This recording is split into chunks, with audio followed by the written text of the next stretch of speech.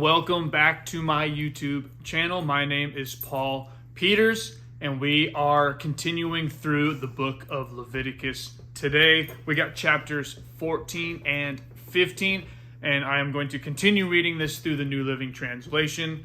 Make sure you're subscribed, click the bell icon to get notifications so you can stay on track with each day's scriptures. All right, let's get into it. We got Leviticus chapter 14 to start us off. And the Lord said to Moses, "The following instructions are for those seeking ceremonial purification from a skin disease. Those who have been healed must be brought to the priest, who will examine them at a place outside the camp. If the priest finds that someone has been healed of a serious skin disease, he will perform a purification ceremony using 2 live birds that are ceremonially clean, a stick of cedar, some scarlet yarn, and a hyssop branch. The priest will order that 1 bird be slaughtered over a clay pot filled with fresh water.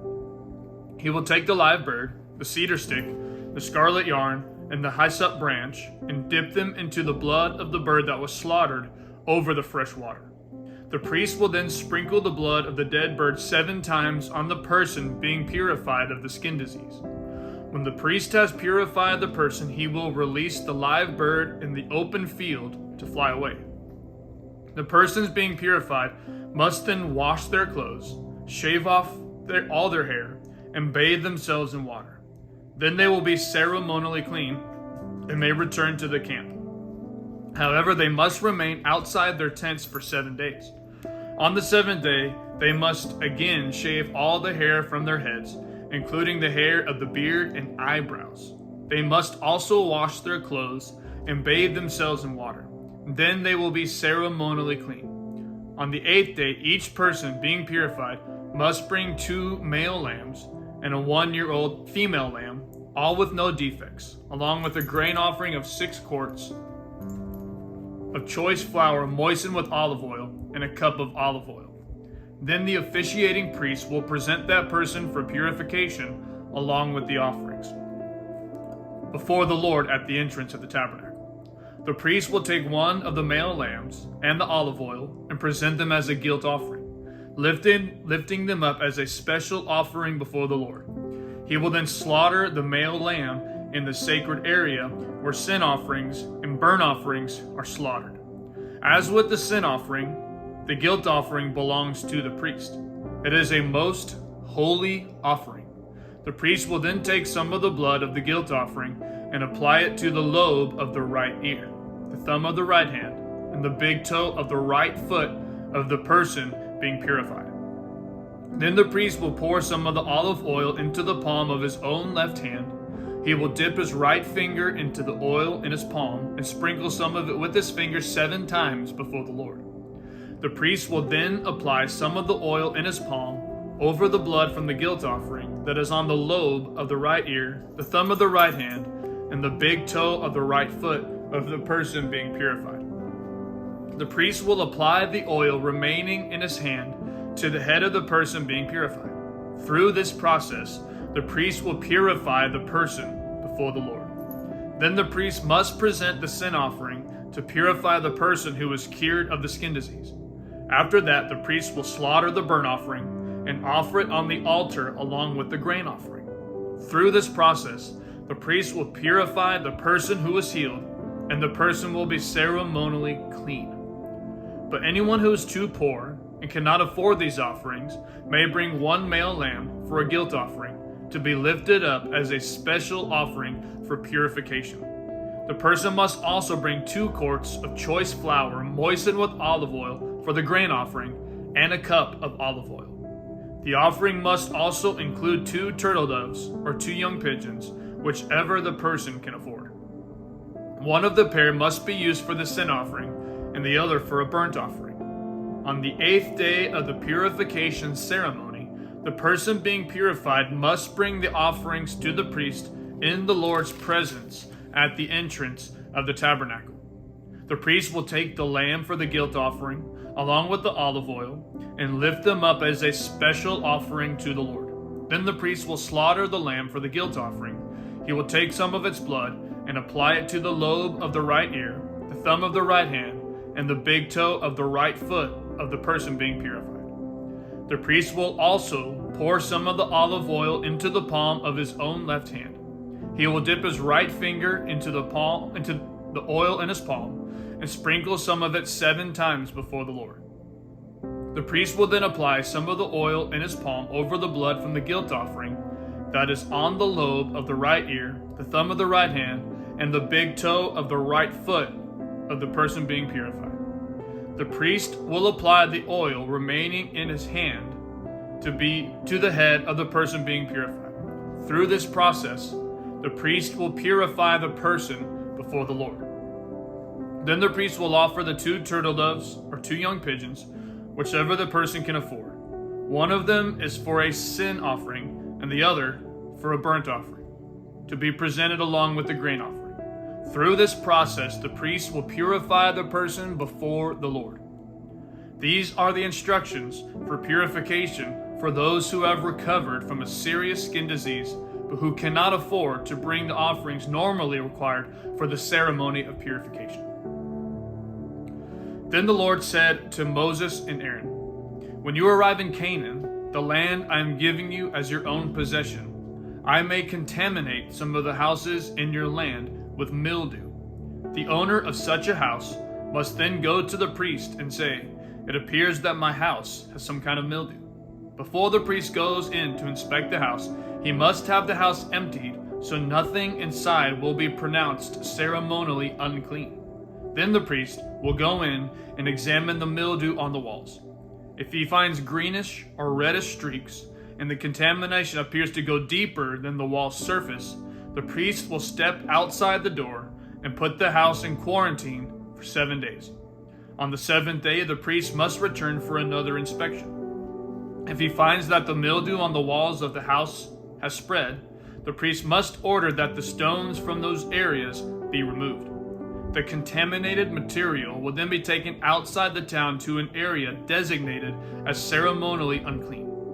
Next, the inside walls of the entire house must be scraped thoroughly, and the scrapings dumped in the unclean place outside the town. Other stones will be brought in to replace the ones that were removed, and the walls will be replastered. But if the mildew reappears after all the stones have been replaced, and the house has been scraped and replastered, the priest must return and inspect the house again. If he finds that the mildew has spread, the walls are clearly contaminated with a serious mildew, and the house is defiled. It must be torn down, and all its stones, timbers, and plaster must be carried out of town to the place designated as ceremonially unclean. Those who enter the house during the period of quarantine will be ceremonially unclean until evening, and all who sleep or eat in the house must wash their clothing. But if the priest returns for his inspection and finds that the mildew has not reappeared in the house after the fresh plastering, he will pronounce it clean because the mildew is clearly gone. To purify the house, the priest must take 2 birds, a stick of cedar, some scarlet yarn, and a hyssop branch. He will slaughter one of the birds over a clay pot filled with fresh water. He will take the cedar stick, the hyssop branch, scarlet yarn, and the live bird and dip them into the blood of the slaughtered bird and into the fresh water. Then he will sprinkle the house 7 times. When the priest has purified the house in exactly this way, he will release the live bird in the open fields outside the town. Through this process, the priest will purify the house, and it will be ceremonially clean. These are the instructions for dealing with serious skin diseases, including scabby sores and mildew, whether on clothing or in a house, and swelling on the skin, or rash or discolored skin. This procedure will determine whether a person or object is ceremonially clean or unclean. These are the instructions regarding skin diseases and mildew. Leviticus chapter 15. The Lord said to Moses and Aaron, "Give the following instructions to the people of Israel.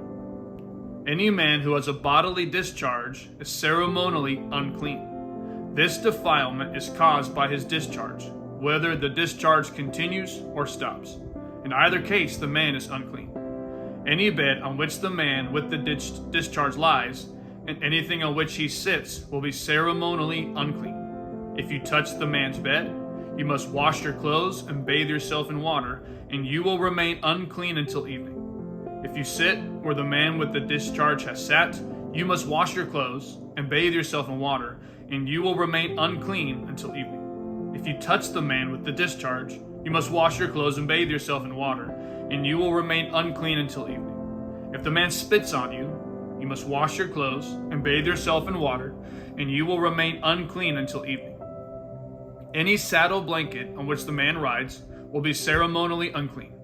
If you touch anything that was under the man, you will be unclean until evening. You must wash your clothes and bathe yourself in water, and you will remain unclean until evening. If the man touches you without first rinsing his hands, you must wash your clothes and bathe yourself in water, and you will remain unclean until evening. Any clay pot the man touches must be broken, and any wooden utensil he touches must be rinsed with water. When the man with the discharge is healed, he must count off 7 days for the period of purification. Then he must wash his clothes and bathe himself in fresh water, and he will be ceremonially clean. On the 8th day he must get 2 turtle doves or 2 young pigeons and come before the Lord at the entrance of the tabernacle and give his offerings to the priest. The priest will offer one bird for a sin offering and the other for a burnt offering. Through this process, the priest will purify the man before the Lord for his discharge. Whenever a man has an emission of semen, he must bathe his entire body in water, and he will remain ceremonially unclean until the next evening. Any clothing or leather with semen on it must be washed in water, and it will remain unclean until evening. After a man and a woman have sexual intercourse, they must each bathe in water, and they will remain unclean until the next evening.